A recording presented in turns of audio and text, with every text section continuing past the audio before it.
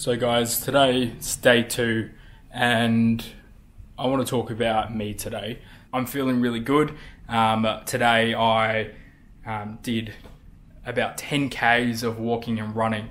I got past the 5K mark and it was, again, a steady jog. I did stop and walk for about a minute and then continued on. And then I did the 5Ks and I thought, I was walking home and it's about a K home, a little bit more.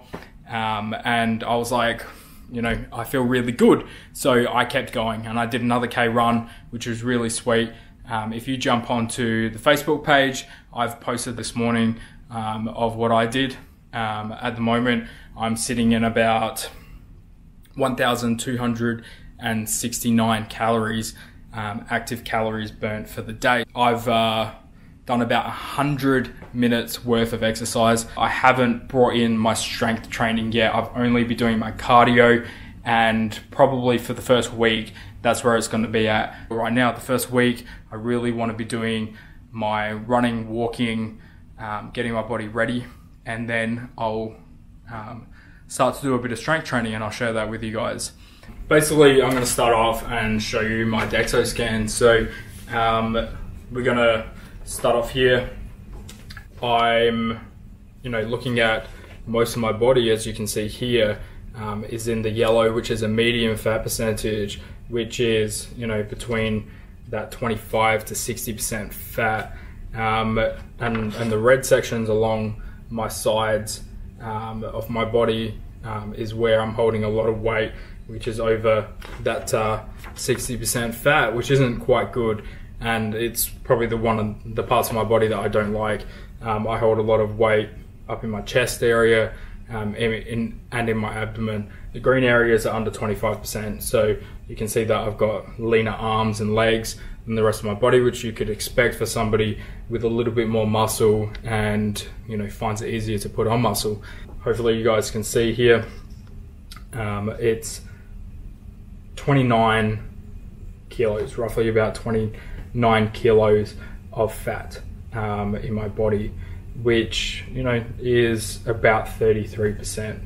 At the time of this scan, I was 91, so I've lost a little bit of weight since I had this scan.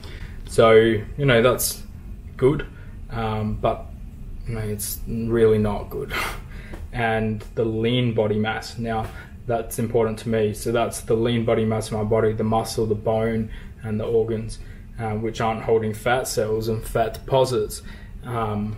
So I need to focus on this as well. Because I hold most of the weight in my abdomen and in my chest, if I just take those two measurements, then I can quite easily determine whether I'm actually losing the fat around those areas without actually stepping on the scale.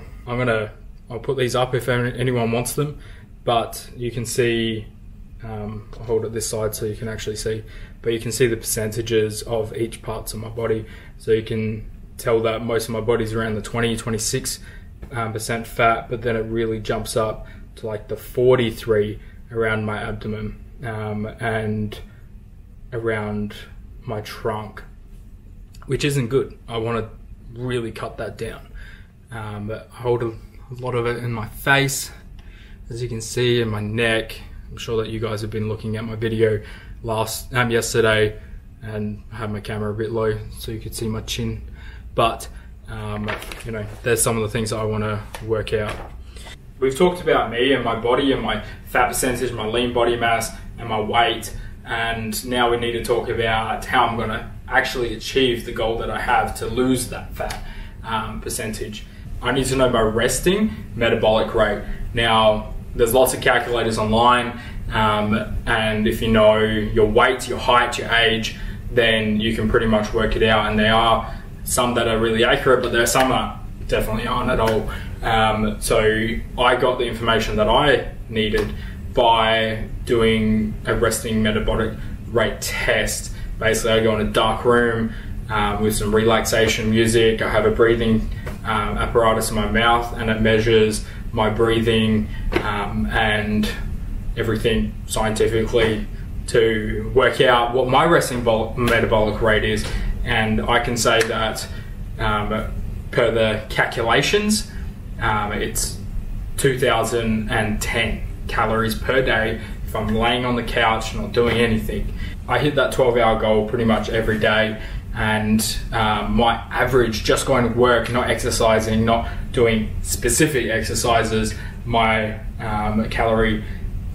active calories are about 300. Me just standing up doing about 10,000 steps a day. When I'm not running, I can, really see what I need to do to lose the fat, and I've calculated that if I eat 1,500 calories a day, then I'm at a deficit of 500 calories if I was laying in bed doing nothing. So then if I do more exercise, then I can have a deficit. Well, if I go to work, I'll have a deficit of about 800 calories. And then if I do any exercise, then I'm at a higher deficit, which means I can eat a little bit more, because I don't want to be in such a deficit that I don't have the energy to perform these workouts. My goal, goal that I have for the moment, the week goal, inside of this 30 days is to eat 1,500 calories around about per day. I need to be strict on that. I've talked about my meal replacements, which I take for my own reason, but it really helps me to track that calorie intake. I know exactly how much each serving is, and then I only have to track one meal, which makes it really easy for me. And these meal replacements fill me up enough. I don't crave any other food, I don't crave sugars, and it works really well.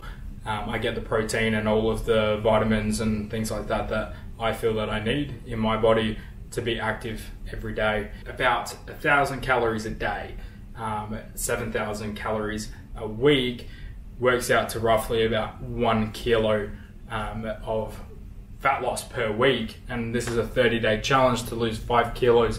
So that's about where I need to be at. Now, that's really what I feel my body's capable of doing, and without being fatigued and things like that. And I know that because of being in this caloric deficit, I'm going to lose a little bit of muscle mass, lean body mass at the same time. And that's okay at the start, because I can help my body to put that back on. I can eat a little bit more food later on when I've actually lost some of this weight. I want you guys to tell me if you know how many calories a day your body needs, how many calories a day your body uses just to get up in the morning and go to work, and see if you come to the same conclusion as me.